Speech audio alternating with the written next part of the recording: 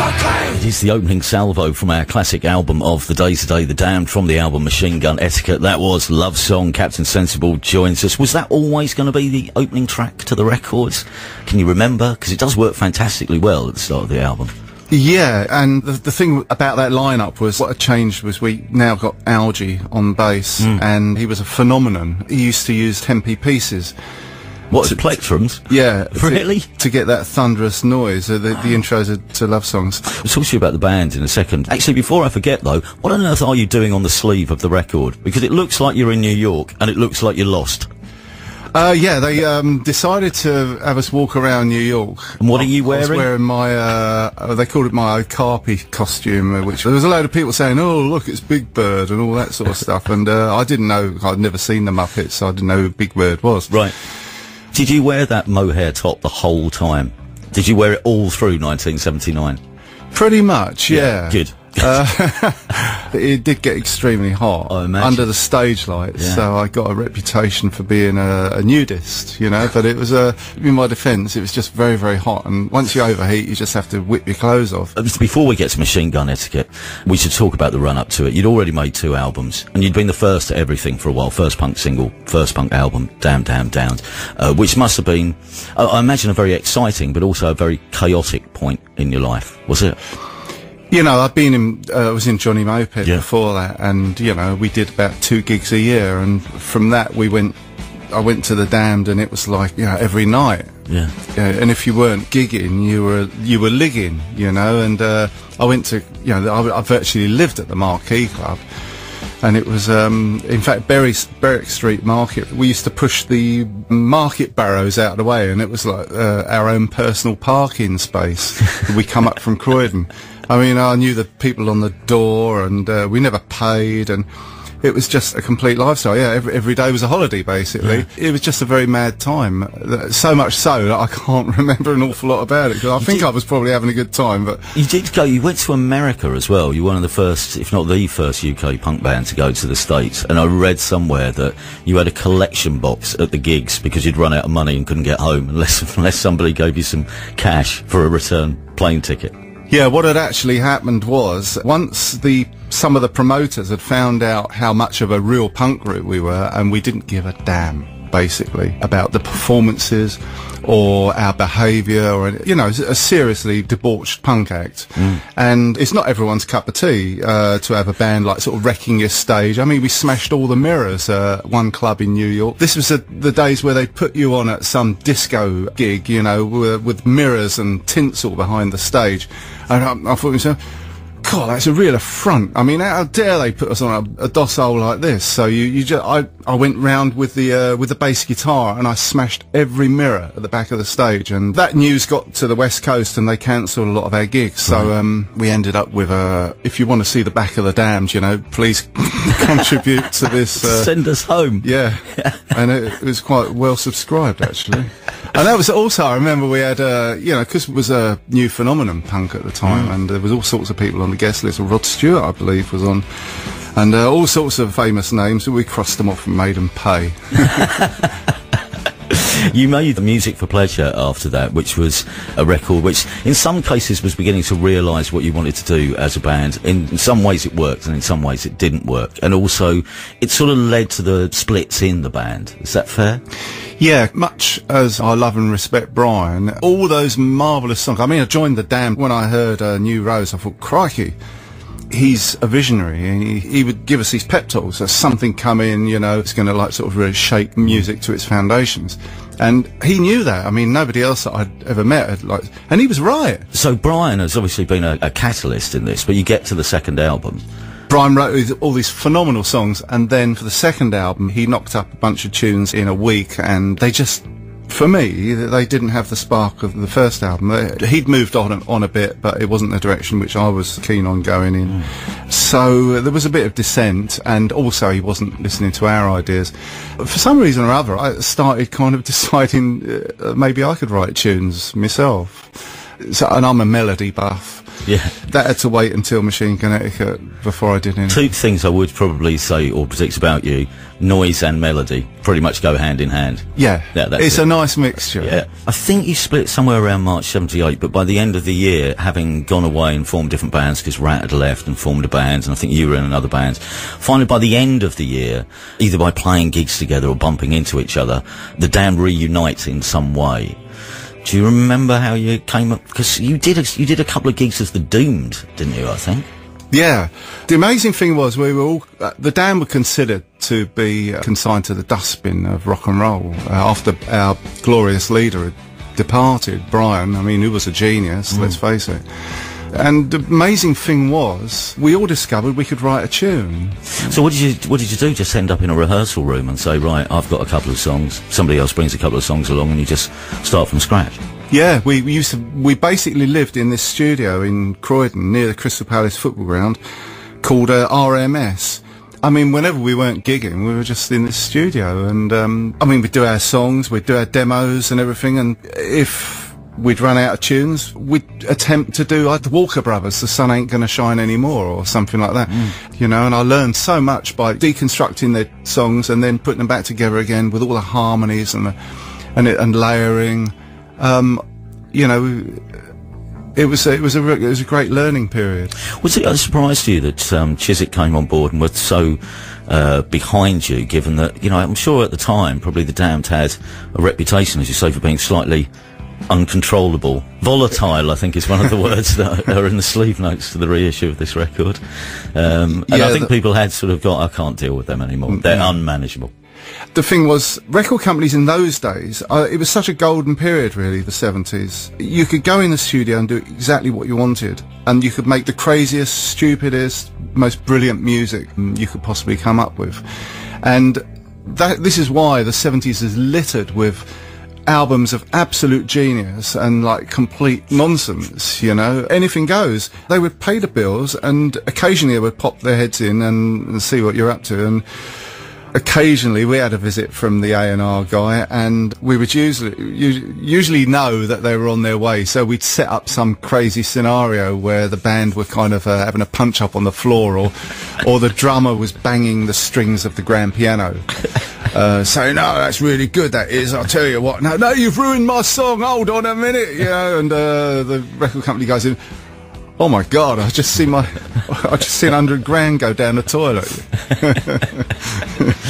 You made the record though with, wasn't Roger Armstrong from Chiswick involved in making the record, helping to produce the record? He was, yes. Yeah. He was there quite a lot of the time.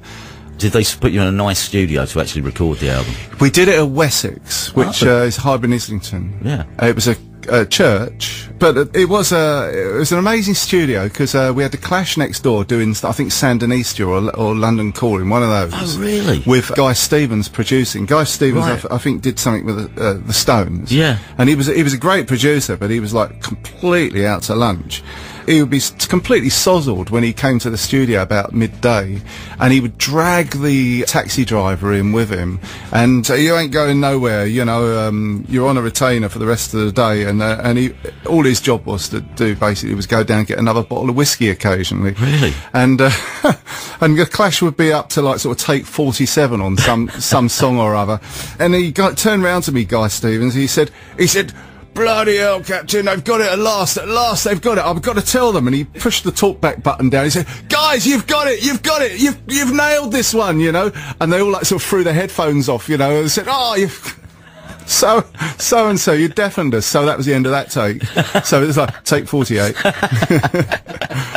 Let's play a track from the record, and we'll pick up with the recording of our classic album of the day, Machine Gun Etiquette, after this, and more from the Captain as well, following this track, which is called Melody Lee.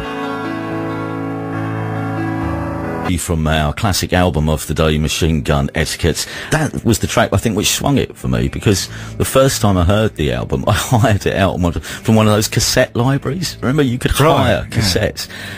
So I very involved on the back of that, and I think Plan 9, Channel 7, because the two singles, you'd had a couple of hits off the record first, and your Love Song had gone top 20, which, as you say, with the Damned, Dead and Buried, was an astonishing success, and then Smash It Up off the back of that. But I think it was Melody Lee, because Melody Lee actually gave you that confirmation that this was the Damned changing their sound, exploring their sounds, and you know, there were no more boundaries really. This was going to be a very interesting record. Yeah, because previous to this record, we'd wanted to have Syd Barrett produce Music for Pleasure. Right. Pink Floyd gave us their studio, Britannia Row, because I think they were embarrassed that they didn't pick Syd up that day, you know, and he wasn't in the band anymore. They wanted him to get back into music business again. Yeah. And we were sitting in the studio in Britannia Row, and we heard the door buzzer go, and oh, crikey, it's Syd Barrett, you know. I couldn't believe it, and we were all like sort of, oh, crikey, here he comes.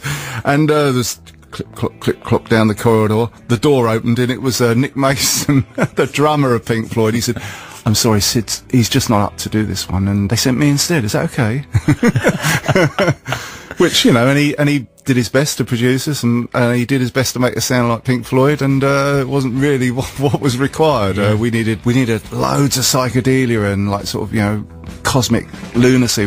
Our idea was to mix psychedelia and punk, and we had to wait until Machine Gun Etiquette before we actually did that formula.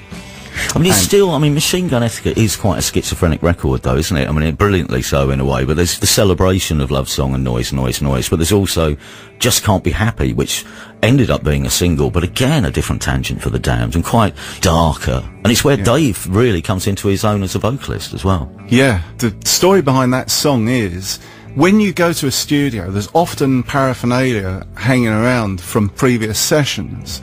I said to the engineer, "Who have you had in here previous to us recently?" You know, he said, "Oh, well, the last act in here was Des O'Connor." And he proceeded to tell us, well, Des used to go in the vocal booth over there. He used to turn all the lights out, and like, so that nobody could see him, and he'd just like sort of go in there with a bottle of brandy and everything, and he said that's the way it worked for him. Yeah. And, you know, Vanian, of course, was listening, and of course he copied that one. And the other thing that was lying around, I said, "What's that over in the corner?" He said, "Oh, that's 10cc's Mellotron," which they tampered with, and they put their own vocal tapes into it. So I thought, oh, turn it on, let's have a listen to that then. And we used it on Just Can't Be Happy, and that's all the voices, the weird ghostly voices in the background are the same ones that 10cc used on I'm Not In Love, if you can believe that. It was real 1984 stuff really as well, that particular track, but there's a lot of being pushed around and a lot of sort of self-defense mechanism in the lyrics of this record in places, I think. It sort of gives you the idea that even right from the very start, the Damned considered themselves to be outsiders. Really, we never played the game, and whether we've had a fair crack at the whip, I don't know. I mean, success for me is not having to go back to work, and I've managed to avoid that since 1976. There's a couple of other tracks I wanted to mention. Just going back, though, to this image. So, in my head, you're at Wessex Studios. So, is there a canteen at Wessex? Do you sit down with a Clash in one corner and a couple of members of the Damned in the other? The ghosts of Rick Wakeman in there hovering over you? There was a kitchen there. I wasn't manned by, and you just go in there and make a cup of tea or something. Right. And there was a bunch of bevy that Guy Stevens had contributed. But mostly from the Damned studio, there was like whoops and hollers of like sort of, "Way, come on, open another can," you know, and "Oi, that's my bottle of whiskey, you." And from the Clash down the corridor, there was just this waft, this pungent waft of serious endeavour, whatever it was. On Machine Gun Etiquette, I mean, as I say, it's quite schizophrenic in a way. I don't suppose for a second you actually stopped and thought about it, but did it ever occur to you that, you know, you were doing something quite radically different in a way for what the Damned were doing and what was going on at the time? Because this was going to be a record which was quite removed, obviously, from the first album, not so much from the second, but this was an album which probably would surprise one or two people. Well, I just don't think we cared. And we didn't care about sales, we didn't care about reviews or anything like that, because for me and Dave and the rest of them, I mean, our generation, we came up on Sgt. Pepper and Tommy and, you know, Pet Sounds, albums that really pushed the boundaries. And every track was absolutely cracking, you know. There was no fillers. And I've always judged Damned records on that as being, I wanted them to be as good as they could possibly be, with pushing the boundaries totally. So that's where that came from, really. And that leads you to the end of the record with Smash It Up, because, I mean, just the idea of a band like yourselves doing a record which has a part 1 and a part 2. Previously, you know, the sort of, the natural studio recourse to action of the prog rockers and the hippies. Part 1 and part 2? Yeah. The Damned is full of these amazing coincidences, and the thing that happened there was we had this song called Smash It Up, and we'd been out on tour with Mark Bolan and T-Rex, and one day I was living with my mum and dad in Croydon, and I was sitting out on this sunny afternoon in the deck chair. We had a deck chair in the back garden, and my mum come back from the shops, and she said, "Hey, Ray, your mate, what's his name? That bloke, that pop star you went out on tour with, he's dead. He's dead." I said, "Who's that? Who?" She said, "Rowley or Bowley or what? I can't remember his name." I said, "Not Bolan." She said, "That's it." I ran round the corner to the shops, and I bought an Evening Standard, because there was no rolling news radio stations or anything like that in those days, no internet. I bought an Evening Standard, and there it was, you know, Mark Bolan had died in a car crash. And I come home absolutely devastated, because he'd been so good to us, and for a rock star, he was surprisingly humble, really decent bloke. And I went into my room and I sat down, and after a quick blub, I wrote this little piece of music, which became Smash It Up Part 1. And the incredible thing was, I didn't even put it together that he died in a car smash. And to have linked that bit onto, you know, I didn't add up to, but now people think, you know, I'll Smash It Up, you know, the dedication to Mark Bolan at the front. It was never intended like that. It was just I expressed myself best in music, and I was really upset, and that's how that piece came up. More touching now than when I first heard it, I think, that record. Machine Gun Etiquette's been our classic album. It's not the track we're going to play. This featuring an amazing, slightly demented solo. Well, there's a couple, actually. But if anything, sort of actually gives you the confirmation that this was a more expressive version of The Damned. It's Plan 9, Channel 7. Do you remember recording this? Yeah, Dave was coming up with all these ideas, and he would kind of hum a lot of the ideas into my ear, and I would try to, you know, play them on the keyboard and stuff for him. And I remember we had this, because we were in love with garage music, and so we bought a Vox Continental, and we were just like playing da da da da da da da and stuff like that, you know, just for fun. But one day we decided to plug it into a MXR phase pedal, which was mainly to be used for guitars, but it made this incredible kind of you know, drifty kind of psychedelic melancholy sound, which is the backwash to the whole of Plan 9. And as soon as we heard that, the song just flowed, really. Brilliant. It sounds like this. Captain, thank you so much for coming in. It's lovely seeing you again. This from Machine Gun Etiquette is The Damned. It's Plan 9, Channel 7.